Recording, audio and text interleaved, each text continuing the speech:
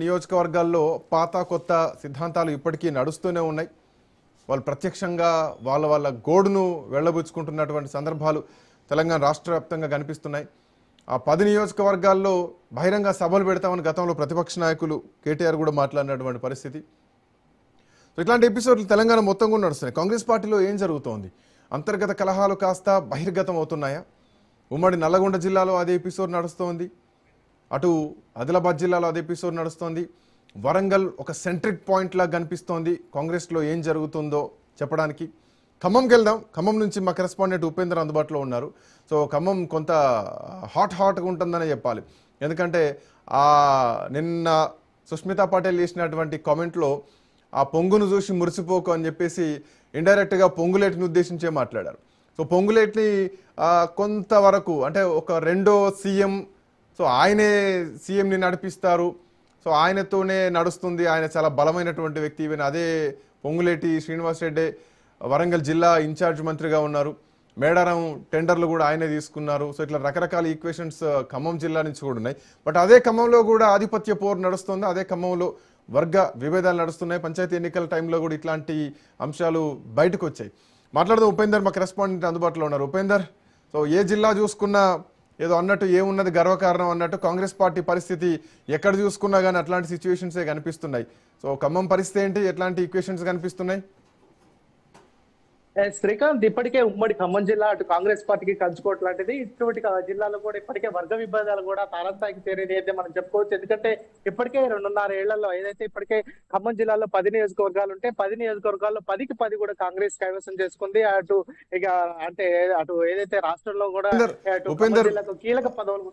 ఉపేందర్, మీరు మాట అన్నారు కాంగ్రెస్ కు కంచుకోవడం అని చెప్పేసి, బట్ ఐ థింక్ నాయకత్వంతో ఆ పార్టీలకు బలం వస్తుందేమో అక్కడ.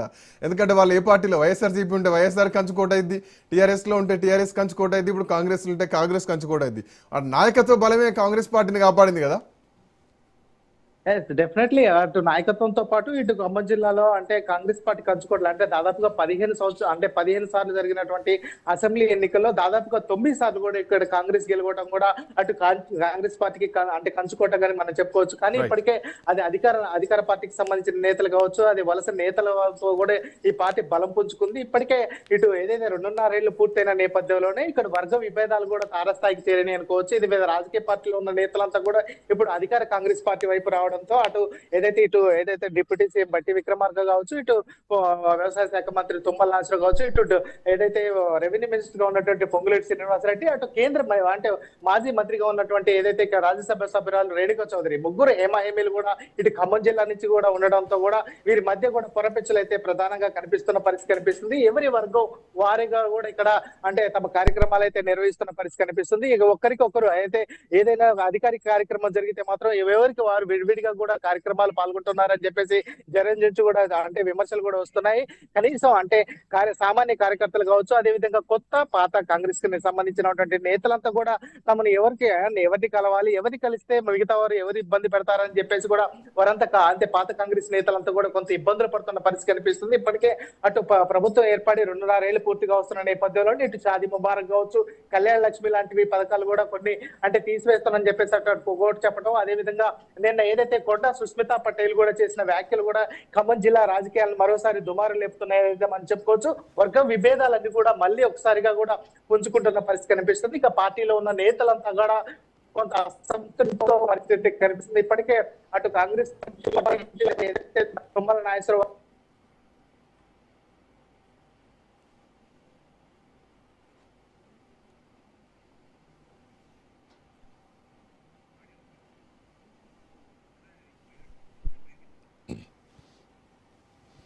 మొత్తానికి కొండా సుష్మితా పటేల్ చేసినటువంటి కామెంట్స్ రాష్ట్ర వ్యాప్తంగా ఉన్నటువంటి కాంగ్రెస్ పార్టీలో చాలా ప్రశ్నలు లేవనెత్తున్నాయి.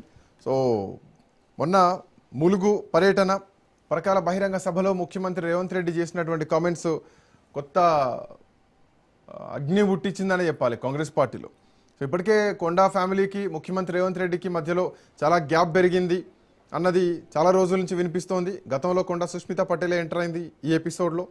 సో తర్వాత ఆ మాటలు వెనక్కి తీసుకున్నారు. సో ఇప్పుడు మళ్ళీ పరకాల్లో రేవూరి ప్రకాష్ రెడ్డిని మళ్ళీ గెలిపించాలి, మళ్ళీ ఆయన్నే గెలిపించాలంటే 21 ఏళ్లకే అసెంబ్లీలోకి అడుగు పెట్టాలి, యువత అసెంబ్లీలోకి రావాలన్నటువంటి ముఖ్యమంత్రి తన సిద్ధాంతాలని తానే తుంగలో దొక్కేసి సో డైపర్లు వేసుకునే వ్యక్తి అంటూ ఆయనను